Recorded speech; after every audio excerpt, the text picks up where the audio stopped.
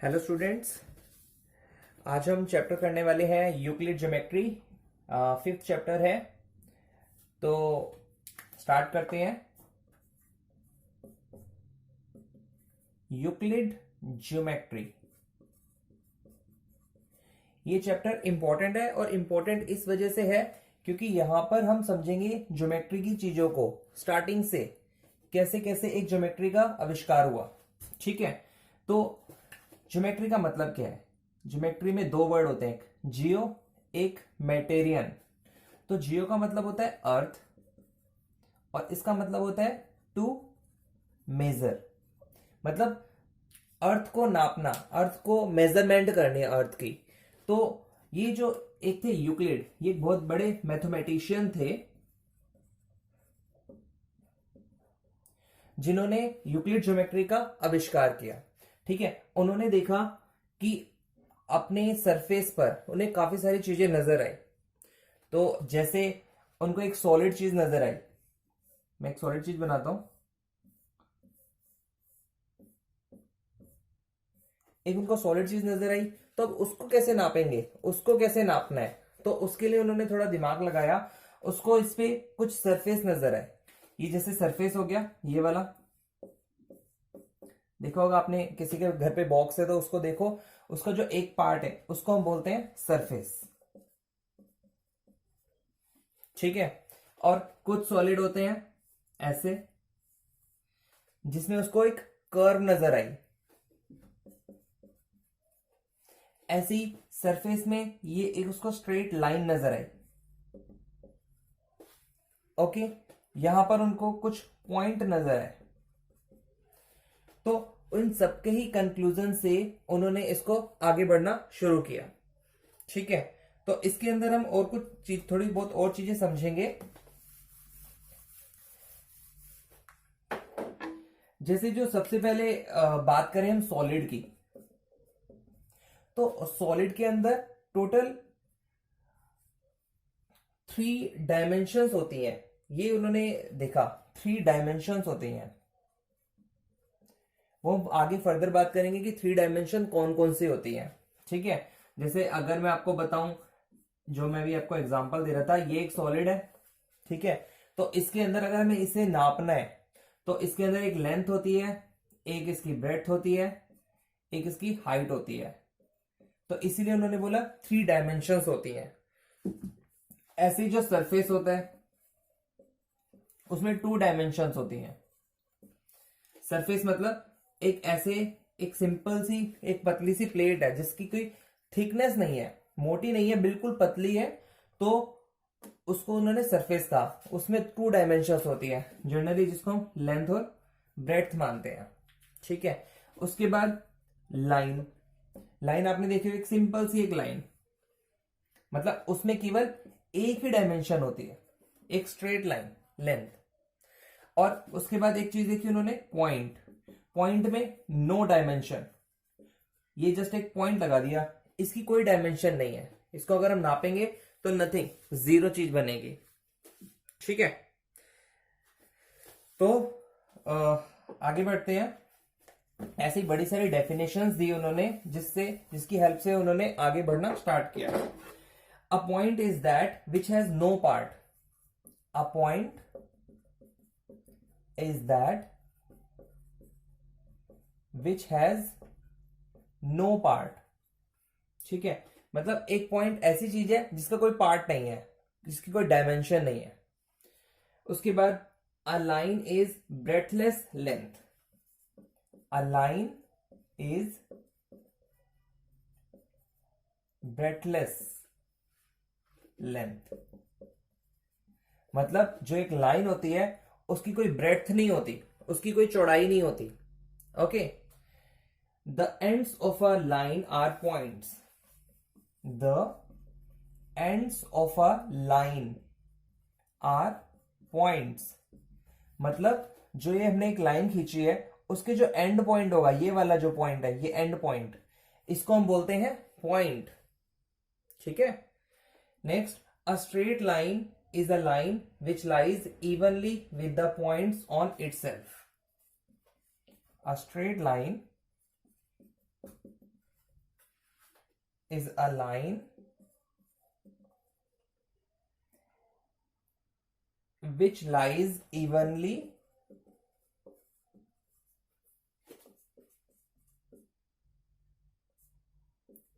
with the points on itself.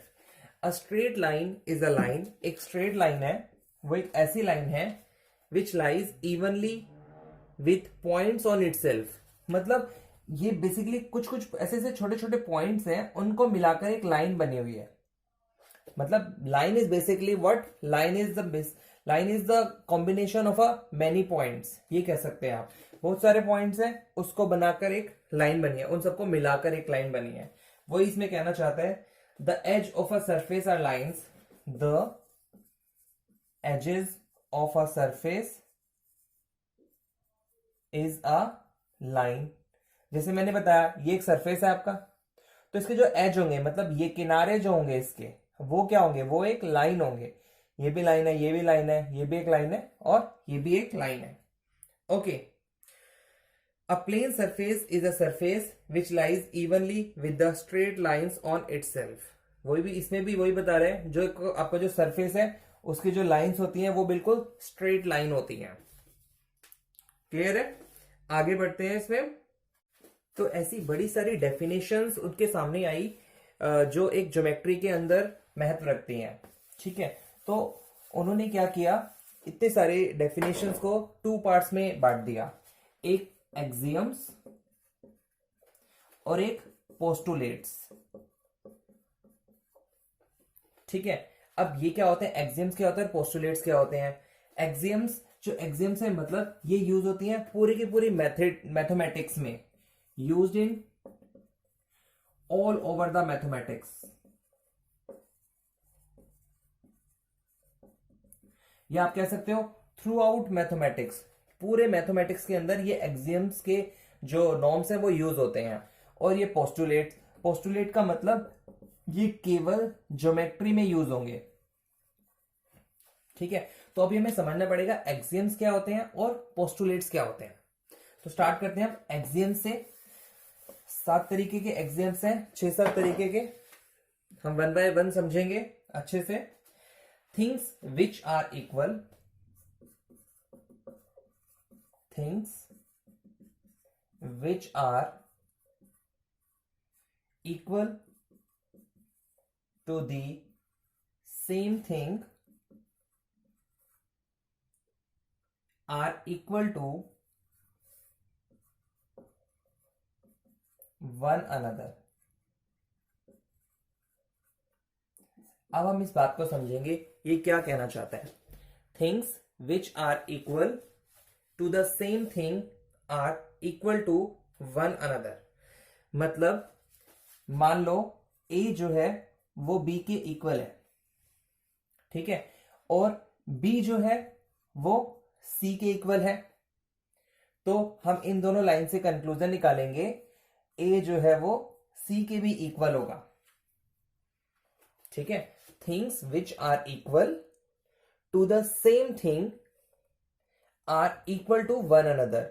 ये भी equal है, ये भी इक्वल है, तो ए और सी भी इक्वल होंगे. ठीक है, next second.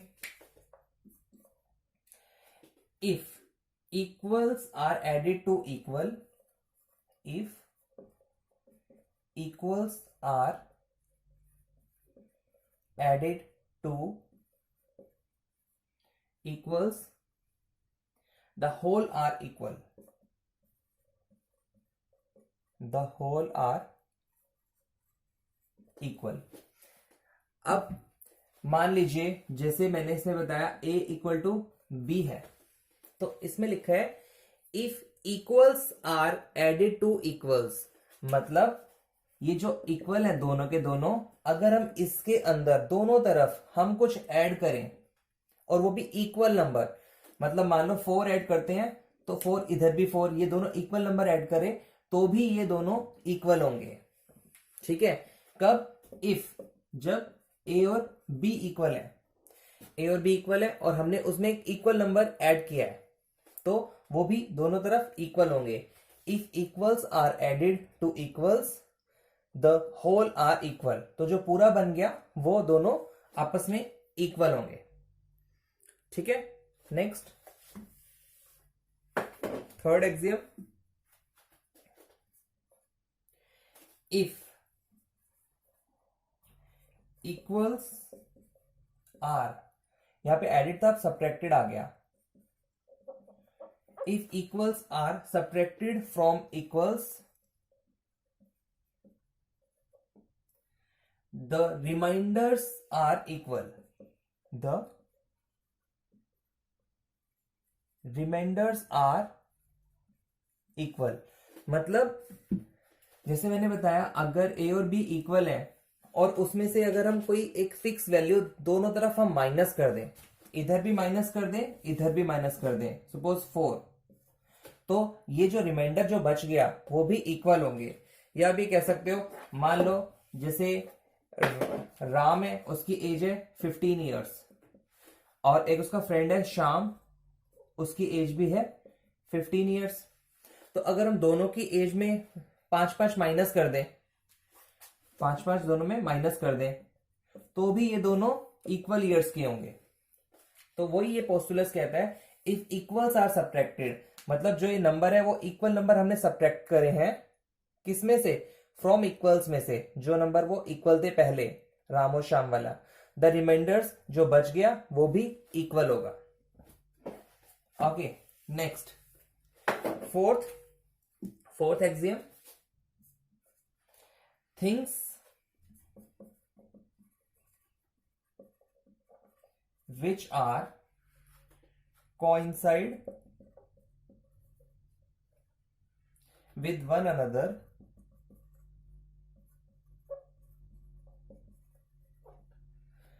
are equal to one another, are equal to one another, things which are coincide with one another are equal to one another। मतलब कोई दो चीजें एक जैसी दिखने वाली, वो दोनों इक्वल होंगी। ठीक है, जैसे यहाँ पे एक सर्कल बनाया, ये भी सर्कल, ये दो अलग अलग चीजें हैं लेकिन ये इक्वल नजर आ रही हैं, तो ये एक दूसरे के जैसी नजर आ रही हैं या एक दूसरे के समान नजर आ रही हैं, तो ये चीजें भी इक्वल होंगी। ठीक है, ज्यादा डिटेल में जाने की जरूरत नहीं है। Next fifth, the whole is greater than the part. Important है, the whole is greater than the part. इसका मतलब वो ये कहना चाहता है, मान लीजिए ये पूरा ए है कंप्लीट, ये होल है, ये होल हमेशा बड़ा होगा। किससे बड़ा होगा? इसके किसी पार्ट से। सपोज एक पार्ट मैंने ये वाला ले लिया, इसका ये वाला, और इसको मैंने नाम दे दिया बी, तो A is always greater than B. The whole is, ये होल था, पूरा था, is greater than the part, उसके किसी पार्ट से वो ऑलवेज बड़ा होगा। Okay, next sixth axiom, things which are doubled of the same things which are doubled of the same things are equal to one another, are equal to one another। मतलब things which are doubled of the same thing, कोई चीज है हमने उसको double कर दिया। मान लो किसी की एज है 10 साल, एक उसका ब्रदर है, उसकी एज भी है 10 साल, हमने उसको डबल कर दिया, ये भी 20 का कर दिया, ये भी 20 का कर दिया। Are equal to one other, वो उसके बाद भी इक्वल ही होंगे। मतलब जो चीज पहले इक्वल है उसको अगर हम डबल भी कर दें तो भी वो इक्वल होंगी। Okay, next seven, things which are halves, बिल्कुल सेम इसी की तरह है, things which are halved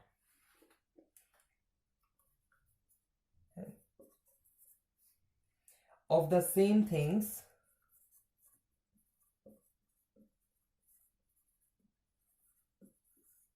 are equal to one another.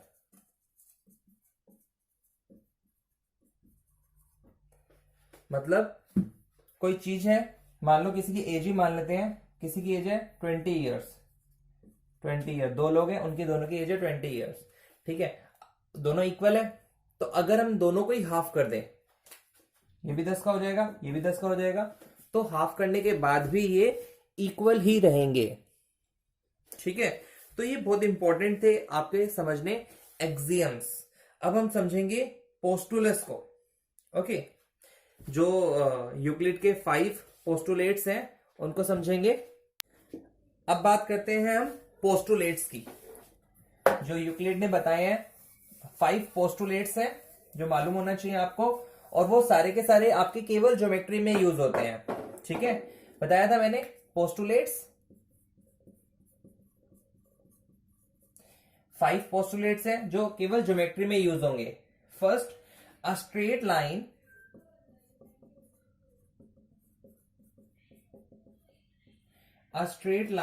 may be drawn from any one point to any other point। देखो सिंपल है, अ स्ट्रेट लाइन में be drawn, एक straight line बन सकती है from any one point two any other point. मान लो ये 2 point दिए हुए हैं आपको, ठीक है, तो यहां से एक स्ट्रेट लाइन बन सकती है बस। मतलब इस पॉइंट पे देखो, लाइन तो ऐसे भी जा सकती है, ये मिल गई, या ऐसे भी जा सकती है, लेकिन वो बात कर रहे हैं स्ट्रेट लाइन की। तो जो स्ट्रेट लाइन होगी, इन 2 पॉइंट्स को मिलाने वाली जो स्ट्रेट लाइन होगी वो एक ही होगी, एक से ज्यादा स्ट्रेट लाइन नहीं बना सकते हम किन्हीं 2 पॉइंट से। क्लियर? तो ये इसका फर्स्ट पोस्टुलेट। सेकंड की बात करते हैं, a terminated line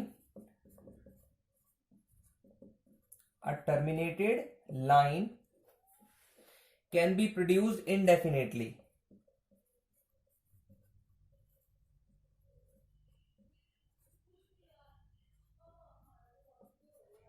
a terminated line, एक लाइन है सिंपल, एक ये लाइन मैंने खींची हुई है, टर्मिनेट हो गई है, मतलब यहां पे लाइन ये खत्म हो चुकी है यहां से यहां तक। कैन बी प्रोड्यूस इनडेफिनेटली, मतलब हम उसको प्रोड्यूस कर सकते हैं इनडेफिनेटली, कितनी भी दूर तक, ऐसे हम इसको कहीं पर भी प्रोड्यूस कर सकते हैं, सो ऑन। ऐसे ही हम इस तरह भी इसको प्रोड्यूस कर सकते हैं, ठीक है। तो जब हम ये ज्योमेट्री के आगे, जब आप अपनी आगे क्लासेस में जाओगे, तब आपको पता चलेगा कि आगे अगर कोई स्ट्रेट लाइन है तो हम अपनी तरफ से आगे उसको प्रोड्यूस कर सकते हैं। वो क्वेश्चन टू क्वेश्चन वेरी करता है कब आपको जरूरत पड़ती है ऐसे करने की, ठीक है। तो फिलहाल एक टर्मिनेटेड जो लाइन होती है हम उसको प्रोड्यूस कर सकते हैं। ओके, तो ये था आपका second postulate. Third, a circle can be drawn, a circle can be drawn with any center and any radius, with any center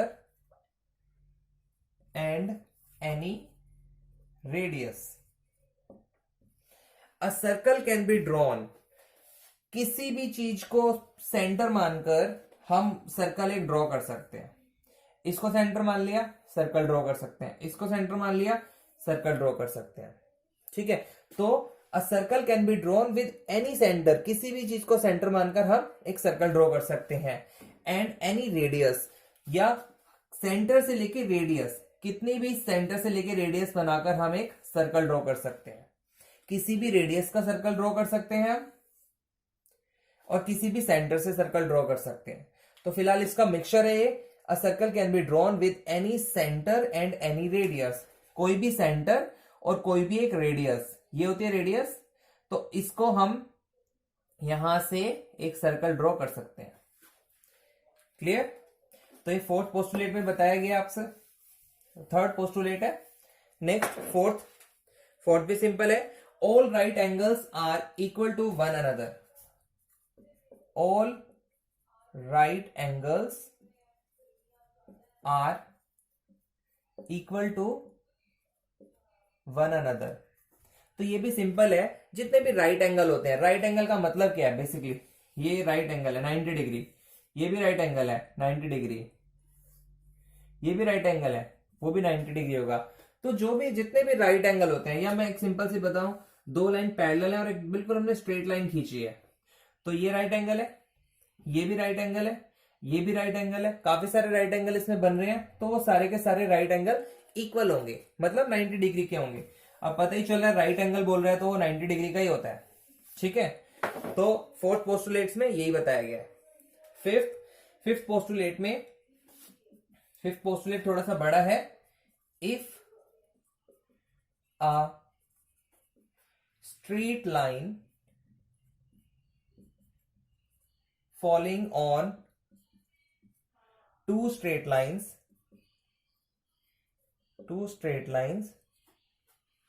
makes the interior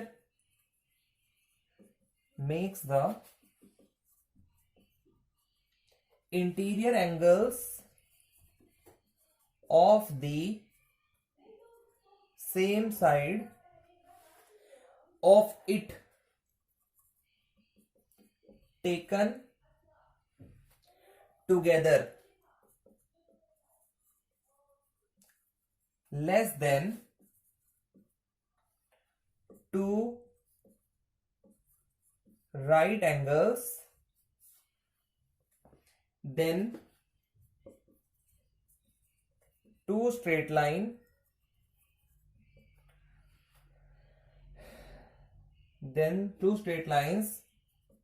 if produced indefinitely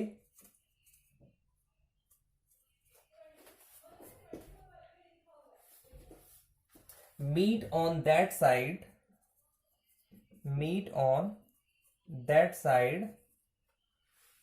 which the sum of angles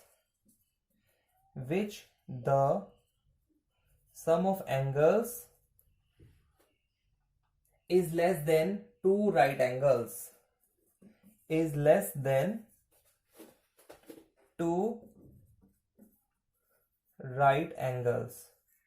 मतलब मैं समझा देता हूं, writing थोड़ी ऐसी ही लिखी हुई है, स्पेस नहीं था यहां पर, तो मैं समझा देता हूं ये बेसिकली क्या कहना चाहता है। लिखा था if a straight line falling on two straight lines, दो स्ट्रेट लाइन है, मान लो एक ये लाइन है, एक ये लाइन है, ये दोनों स्ट्रेट लाइन है, ऐसा नहीं कि टेढ़ी जा रही है तो, लेकिन जा सीधी रही है, ये दोनों स्ट्रेट लाइन है, ठीक है।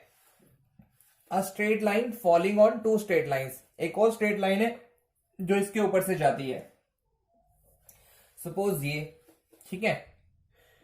Makes the interior angles of the same side, इसके साइड में दोनों इंटीरियर एंगल, मतलब ये एक इंटीरियर एंगल हो गया, एक ये इंटीरियर एंगल हो गया, ठीक है, ऑफ इट टेकन टुगेदर, अब इन दोनों को ले रहे हैं हम, ये एंगल 1 ले लिया, एंगल 2 ले लिया, less than the two right angles, ये जो दोनों एंगल है ये राइट एंगल से कम है, मतलब 90 डिग्री से कम है, ठीक है। मान लो ये 88 डिग्री का है और ये 87 डिग्री का, तो दोनों राइट एंगल से कम है।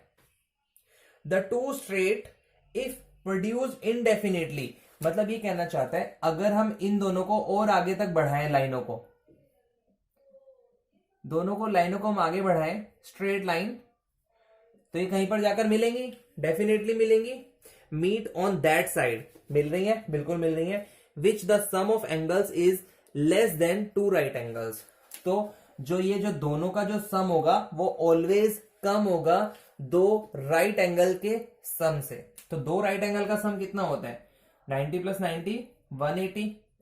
तो उसमें ये बताया कि जो दो इंटीरियर एंगल बन रहे हैं और वो जो दोनों स्ट्रेट लाइन को अगर हम आगे तक खींचें और वो मिल जाए, तो उस केस में ये जो दोनों एंगल का जो सम होगा वो ऑलवेज कम होगा दो स्ट्रेट राइट एंगल से, टोटल से। अगर मैं इसकी ऑपोजिट बात करूं तो आप इन लाइनों को प्रोड्यूस करोगे, ऐसे जाएगी, ये ऐसे जाएगी, खुलती जा रही है, इट मींस कभी मिलेंगी नहीं, कभी नहीं मिलेंगी। इसका मतलब जो ये वाले एंगल होंगे इसके साथ ये सिचुएशन नहीं होगी, ये वाले एंगल ऑलवेज बड़े होंगे 90 + 90 टू राइट एंगल से, ठीक है। तो इसके अंदर आपको यही समझाया गया। तो ये थे आपके पोस्टुलेट्स एंड एक्सियम्स। ये स्टार्टिंग था, केवल इंट्रोडक्शन था यूक्लिड ज्योमेट्री का। तो अभी हम नेक्स्ट वीडियो में जो 5.1 वीडियो होगी उसके अंदर हम क्वेश्चन भी करेंगे और कुछ एग्जांपल्स को भी समझेंगे जो बेस है इन्हीं एक्सियम्स और पोस्टुलेट्स के ऊपर। ठीक है, तो मिलते हैं नेक्स्ट एक्सरसाइज में। Thank you.